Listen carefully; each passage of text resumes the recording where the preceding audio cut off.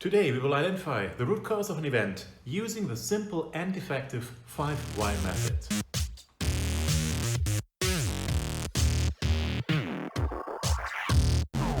Hello and welcome to the Progress Safety Bits, today with a 5 why analysis. My name is Christopher Spalik and I support you on achieving your HSE vision.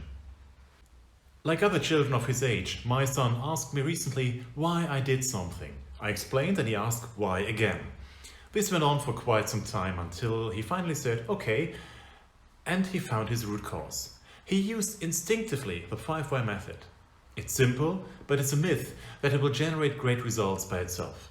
Wrong questions will lead you to wrong root causes, wasting your time and in worst case leaving you with bigger issues than before.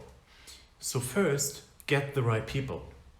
The affected employee, a supervisor, an experienced colleague, an HSE person and an outsider. You need creative and open people with some technical experience. Start the process by describing the situation as specific as possible. Blurry statements will result in blurry answers. As an example, the employee got into an in-running nip of machine XYZ at location ABC, fracturing 3 fingers of his right hand before a second employee pressed the emergency button and stopped the machine. Use pictures to support this process. Here are multiple situations included. We focus now on the immediate event and ask, why was the employee pulled in? One possible answer could be because he put his hand close to the 2 rollers of the running machine. There can and should be multiple answers. Make sure you validate each of them. If he did not put his fingers at these rollers, would the incident happen? Whatever occurs, if he did not put his fingers there, the incident would not happen. So you are on the right path. Now we can continue. Why were his fingers getting into the in-running nip? Because there was no adequate safeguard. We validate it. If there was an adequate safeguard, would he get his fingers into the in-running nip? No. And by that, no incident.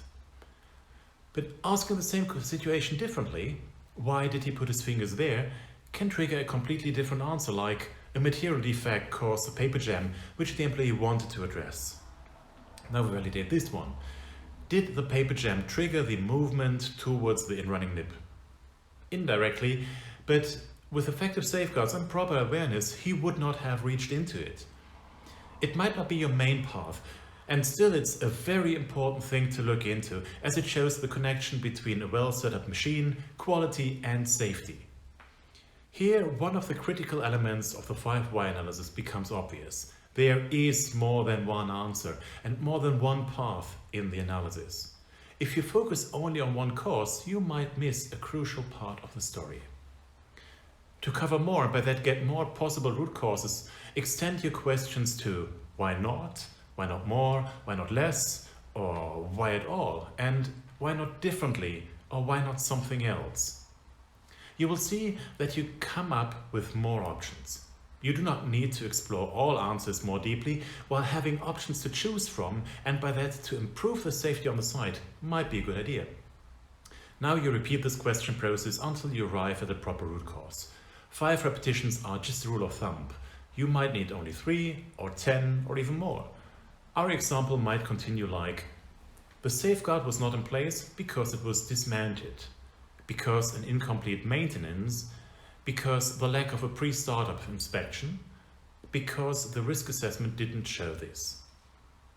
Now we need to adjust the risk assessment as a result and transfer this insight to similar situations in the operation. Let's summarize. First, get the right people on the team. Second, be specific with your statements. Third, validate your answers. Fourth, expect and aim for multiple branches. And 5, transfer your insights to other situations. What are your ideas? Leave a comment, subscribe, write me a message, or just give me a call. More on progress.com/HSECT. Thanks for watching and stay safe.